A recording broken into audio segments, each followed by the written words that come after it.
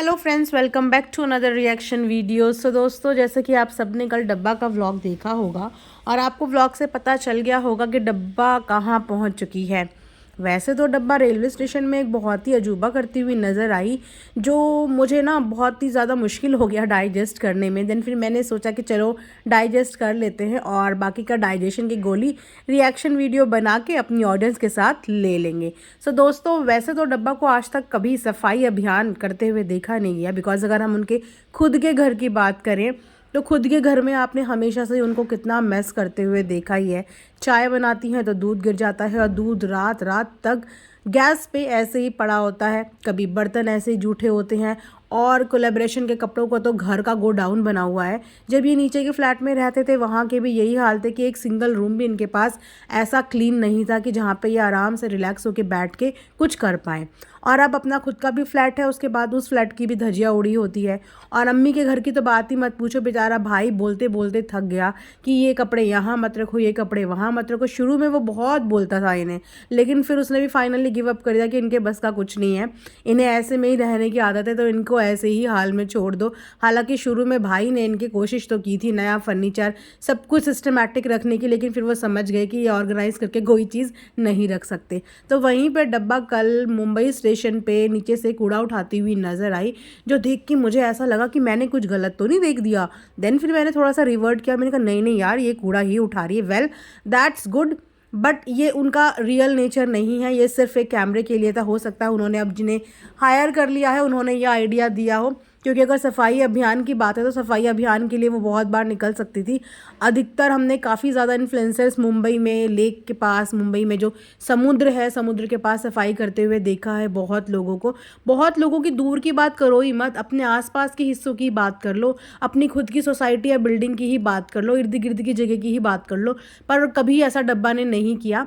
लेकिन इस बार railway station से डब्बा का यह सफाई अभियान का कार्यक्रम थोड़ा थोड़ा शुरू हो गया, तो मुझे लगा चलो यहाँ पे शायद गलती हो गई होगी, डब्बा से उठा लिया डब्बा ने। लेकिन डब्बा ने ये सस्टेन रखा दिल्ली तक।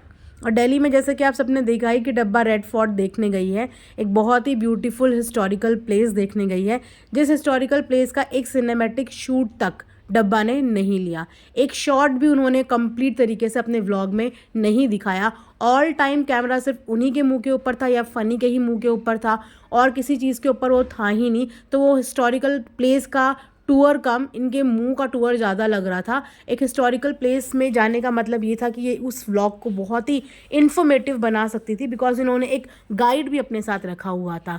तो गाइड की बातें सुन के जब वो हिस्ट्री के बारे में बताते हैं ना, तो ये अपने आप में बहुत ही ज़्यादा इंटरेस्टिंग हो जाता है। बिकॉज मुझे याद है कि जब मैं जयपुर ट्रिप पे गई थी तो वहाँ पे हम लोग आमेर फोर्ट में गए थे, और आमेर फोर्ट में जब हमने गाइड रखा और जब उस गाइड ने एक एक चीज़ के बारे में बताना शुरू करा, बिकॉज जिस तरीके से वो बताते हैं ना, वो इतना इंटरेस्टिंग और इतना मज़ेदार होता है कि मैं ये बोलूँ कि बच्चों को हिस्ट्री पढ़ने की ज़रूरत नहीं पड़ेगी। अगर उनके चैप्टर में उससे रिलेटेड कोई चीज़ें हैं ना, तो वो उन बच्चों ने अगर वो चीज़ें सुन ली ना, तो कहानी के तौर पे उन्हें वो चीज़ें याद हो जाएंगी कि एक्चुअली में ये गाइड बोल रहा है, और इतने इंटरेस्टिंग वे में वो बताते हैं। तो जहाँ पे इनके पास गाइड था तो ये गाइड की स्टोरीज डाल सकते थे, बिकॉज इनकी व्लॉग को देखने वाले बच्चे भी हैं बिकॉज ऑफ टीज़ा टिहान। तो ये बच्चों के लिए बहुत इन्फॉर्मेटिव वीडियो हो सकती थी कि हमारे हिस्टोरिकल प्लेस की हिस्ट्री क्या है। लेकिन नहीं, मैडम हार्डली बॉदर्स, उन्हें सिर्फ अपने चेहरों से मतलब है। अपने व्लॉग में अपने चेहरों के अलावा वो किसी और के चेहरे को क्यों प्रमोट कर दे। लेकिन यार, चेहरे प्रमोट नहीं करते पर कम से कम हिस्ट्री तो सुन लेते कि एक्चुअली में वो गाइड बोलना क्या चाह रहा है। So well madam, so well डब्बा जाने, और डब्बा का जितना दिमाग है वो जाने। तो डब्बा वहाँ पे भी कूड़ा बिनती हुई नजर आई, यानी कि रेड फोर्ट में भी डब्बा ने अपनी वो सफाई अभियान वाली नौटंकी चालू रखी और वहाँ पे आके भी वो कूड़ा उठा रही थी, जो मैं सच में बड़ी शौक होगी कि आजकल ये डब्बा के दिमाग में चल क्या रहा है। लेकिन अगर सच में इनिशिएटिव लेना चाहते तो इट्स अ गुड वर्क, हमें करना चाहिए, अपने आसपास सफाई रखनी चाहिए।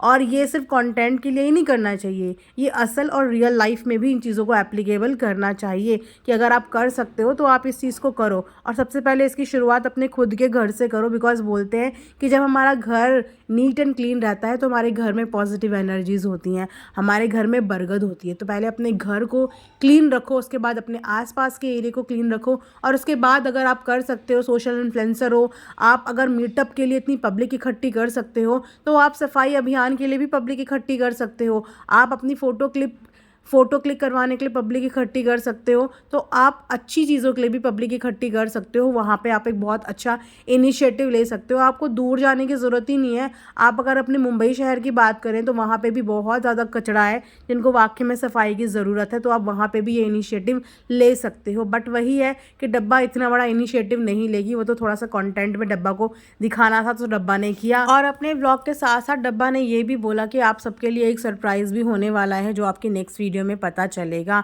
तो मुझे रेडिट कम्युनिटी से ये पता चला है, किसी ने वहाँ पे एक पोस्ट किया था कि डब्बा जो ये सरप्राइज़ की बात कर रही है, डब्बा के साथ डब्बा की पूरी फैमिली है। जी हाँ, उन्होंने बोला वहाँ पे कोई थी जिन्होंने उनको देखा दिल्ली में, और उनके साथ 8 लोग थे इंक्लूडिंग उनके ड्राइवर रुखसाना बाजी और इनके पेरेंट्स, यानी कि पूरी फैमिली ट्रिप पे ये लोग दिल्ली निकले हैं। लेकिन डब्बा ने इस बात का जिक्र भी नहीं किया, ये शायद नेक्स्ट व्लॉग के लिए डब्बा ने रखा हुआ है। और बहुत से लोगों का कहना ये भी है कि डब्बा जो है वो डरावना सेठ की कॉपी कर रही है, बिकॉज डरावना सेठ भी अपनी फैमिली ट्रिप पे निकली थी और उस ट्रिप पे उन्हें बहुत ज़्यादा प्यार मिला था, उनका व्लॉग बहुत ज़्यादा अच्छा गया था, ट्रेंडिंग पे भी गया था।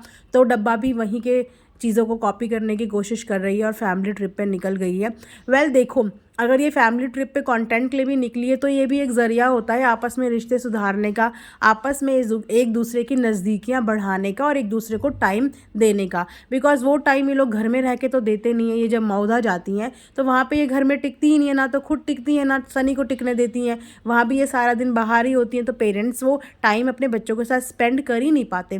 तो चाहे कॉन्टेंट के लिए ही सही, बट ये है कि पेरेंट्स के साथ इनकी बॉन्ड अच्छी बनेगी, अच्छा स्ट्रॉन्ग बनेगा, और पेरेंट्स को भी ये लगेगा कि चलो हम अपनी ज़िंदगी में बच्चों को पालते पालते आज इस उम्र में पहुंच गए। तो बच्चे, माँ बाप बहुत सारी ख्वाहिशें अपनी मारते हैं बच्चों को पालने के लिए, बहुत सारी इच्छाएं, बहुत सारे सेक्रीफाइस और कॉम्प्रोमाइज़ करते हैं। तो वहाँ पे अगर बच्चे इस केपेबल हो जाएं या इस स्टेज पे पहुँच जाएं कि वो अपने पेरेंट्स को स्पेशल फील करवा सकते हैं, अपने पेरेंट्स की इच्छाएँ पूरी कर सकते हैं, तो उन्हें डेफिनेटली करना चाहिए। अगर कंटेंट भी इस चीज़ का रीज़न है तो it's a good way to spend time with your parents, कि चलो पेरेंट्स को घुमाएंगे, साथ में व्लॉग का व्लॉग बन जाएगा, आपस में एक दूसरे के साथ समय मिल जाएगा और इससे बॉन्डिंग थोड़ा सा बेटर होती है, थोड़े से इमोशंस भी डेवलप होते हैं। बिकॉज जब हम किसी का साथ छोड़ देते हैं और अलग रहना शुरू कर देते हैं ना, तो हम थोड़े से उस बंदे से या उस जगह से डिटैच होते चले जाते हैं, और हम जितना किसी के साथ टाइम स्पेंड करते हैं हम उतना ही उस बंदे के क्लोज होते चले जाते हैं, उससे अटैच होते चले जाते हैं। आदत बोलते हैं ना कि जब किसी चीज़ की आदत होती है तो वो छूटती नहीं,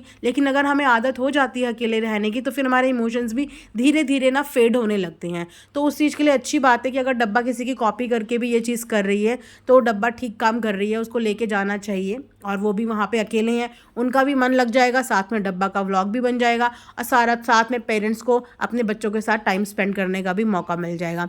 तो देखते हैं ये किसी ने बताया है, अब इस बात में कितनी सच्चाई है ये हमें आने वाले व्लॉग में ही पता चलेगा कि अगर ये बात हुई है तो वाकई में क्या डब्बा पूरी फैमिली के साथ आई है, और ये फैमिली पहुँची कब।